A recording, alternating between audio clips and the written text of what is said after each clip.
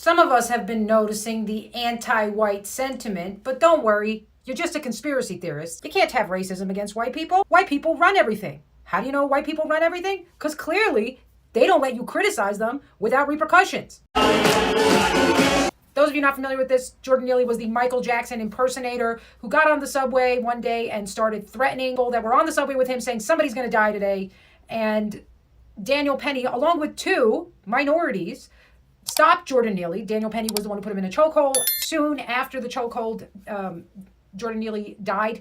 Even though police were there, they refused to give him any CPR or anything like that. They did not try to save his life because, quote, he was too dirty. But if you think anybody else got tried in this case, you're wrong, because Daniel Penny was the only white guy. And you're like, oh, Leonardo, this can't possibly be a case of anti-white racism. Why would you say that? Let's go ahead and take a look at the prosecutor and what she has to say about why she's trying Daniel Penny. It's actually very clear why I became a prosecutor. My father was a Holocaust survivor. Something that really, really bothered me was that nobody was ever held accountable for what was done to my grandparents and everyone else. I was devastated and angry by the fact that nobody, in fact, was ever held accountable. And so look at what I do. I hold people accountable for killing other people. And so this has basically been my life's mission. What holding people accountable means has changed for me. Daphne Yoron. You're looking at her face and you're saying, wow, she's an Israeli-born, Jewish, saying the same thing twice, anti-white, now you're saying the same thing 3 times, restorative justice, what does that mean? Let black people off the hook, communist lesbian, right, because who's gonna fuck that, married to a Peruvian BLM activist, right, who's probably fat. She continuously referred to Daniel Penny as the white man throughout the whole trial. Why? Well, she was hoping that in New York City's hodgepodge mixed race jury, referring to him as the white man would mean automatic guilt. Why did she pick Daniel Penny? Clearly, she is a tough on criminals prosecutor, right? Let's take a look at a few things that she did. In 2019, she reduced the sentence of a black man who murdered an Asian college professor while he was withdrawing cash at an ATM. She called this, that's right, restorative justice. Who is justice being restored to? Maybe if you didn't let all of these criminals who get booked in New York out on cashless bail, Jordan Neely would still be alive today. Why do I say that? Well, Jordan Neely had 42, potentially 44 prior arrests. And they weren't just little things. In 2015, he kidnapped a 7-year-old girl. This is how you know he was a bad Michael Jackson impersonator, because if he was good, he would have known Michael Jackson was into boys. Although I think that whole thing is probably not even true. In 2019, he punched an old man in the face. And then in 2021, he upped it by punching a 67-year-old woman in the face, breaking her nose and fracturing her orbital bone. But yes, I'm sure he wasn't a threat. I'm sure when he got on the subway and said somebody's going to die today, he was just joking. People who keep criminals in check generally have been white, but now our whole system has been taken over and aimed back at white people. The people who are in charge believe that people of color are easier to control. Some might say they're right. I'm not sure, but they certainly believe it, and their whole plan is to make every place like New York City. A multicultural hellscape where no one trusts anyone because no one knows anyone and there are no real bonds between community members. This is the point. Go to New York. It's total anonymity. You know you can't really trust anybody. When some psycho comes on the subway, you might look around and try to make allies, but chances are they're going to throw you to the wolves to save themselves. So Daniel Penny decides he puts his neck on the line. He said it himself. He said, hey, I would go through that trial all over again because I wouldn't be able to live with myself if somebody had actually gotten hurt that day. So he saw Jordan Neely as an actual threat. And why wouldn't he? The guy is openly saying how somebody's going to die today. We're just supposed to go, oh, that's so cute. Why don't you go ahead and do the moonwalk for us while you stab that old lady? They don't care. They don't care about your safety. They don't care about your safety if you're black or Hispanic or anything like that. But they do believe they can use you for fodder to fuel the racial strife and tension and make you believe that the reason you're in impoverished conditions is because of white people. But let's talk about black Twitter being on fire, saying things like, wow, it would be a damn shame if black people start attacking white people.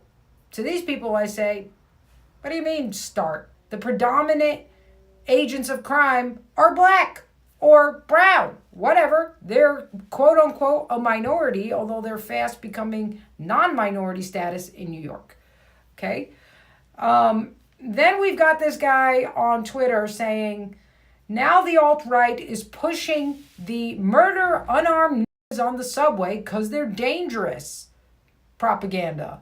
Meanwhile, notice how not one person was harmed and everybody acting like he wasn't even there. It's also why we wear headphones. That's New York. Shut up. You look at this video of this guy who is a clear threat. Okay? He's making threatening motions. He's stepping into people's personal space. They're like, oh, he's not armed. First of all, how do I know he's not armed? Second of all, people can kill you with their bare hands, as we can see. Okay?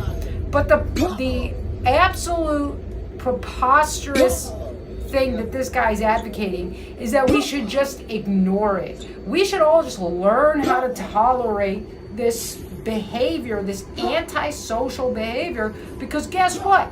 That's New York. Okay, so I guess you could just start blatantly killing people on the subway, and we should all just ignore it, because that's New York. Hey, you don't got to listen to the blood-curdling cries. Just put your headphones on, play some goy music, and go to bed. They want to shove this down your throat because they identify with the criminals, because they see you as a hateful object. You've got to stop caring about being called a racist, a homophobe, a misogynist, an anti-Semite. Throw these away. These are all tools used to control you. And if you start bending the knee because you want these insane people to give you some kind of accolades, you're an even more despicable character. You care about the opinion of people who hate you. Throw it in the trash. These are low intelligence people who don't matter, who have unfortunately gotten power because the powers that be want to use them as a weapon, just like they did in communist Russia. They armed the criminals, they locked up the law-abiding citizens. Why? Because they can use the criminals to destabilize the society and come to power.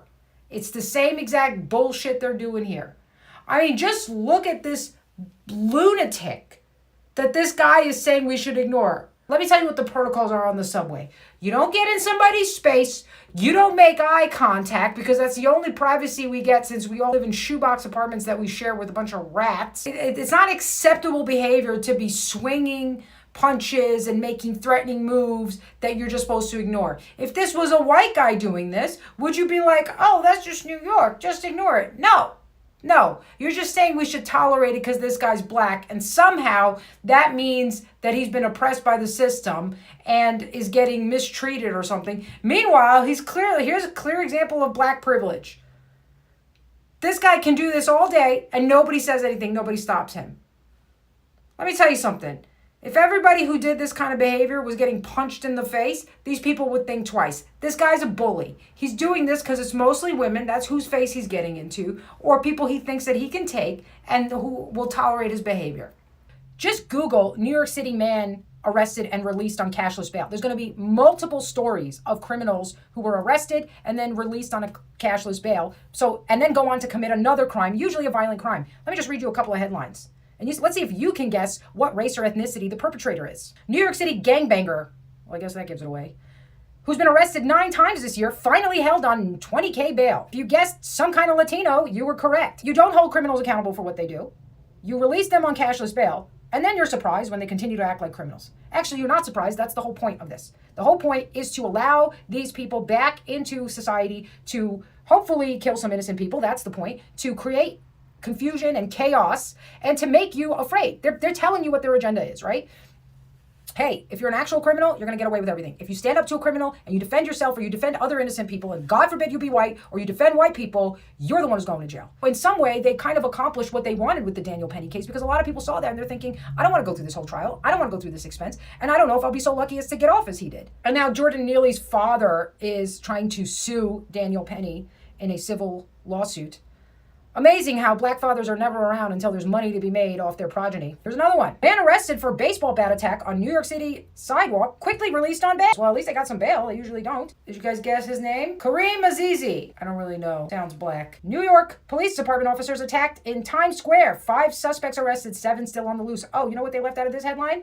They were attacked by asylum seekers. Yes, because all the immigrants who are coming into this country are asylum seekers. Because what do refugees do after they escape a war-torn country in which their lives were in danger and they're trying to save their family's life? That's right. They immediately begin committing violent crime against the police of the country who've given them asylum. This makes perfect sense. It's not possible that these were criminals brought over intentionally to destabilize our country. No way. That's a conspiracy theory. There is a centralized agenda pushing this, okay? Some people can say we don't know who's behind it, but you just start noticing certain patterns. The Manhattan DA, Alvin Bragg, downgraded 60% of felony cases to lesser charges. So, I mean, that's enough. We've had enough. It's time for white people to run this country again. Because at least when white people were in charge, criminals got tried. I know they like to tell you that there was, racial injustice, and they point to the high percentage of black people in prisons, and they never look at, does that have any correlation to the actual percentage of black people committing crimes? That's also a possible explanation, right? I know, it's kind of crazy.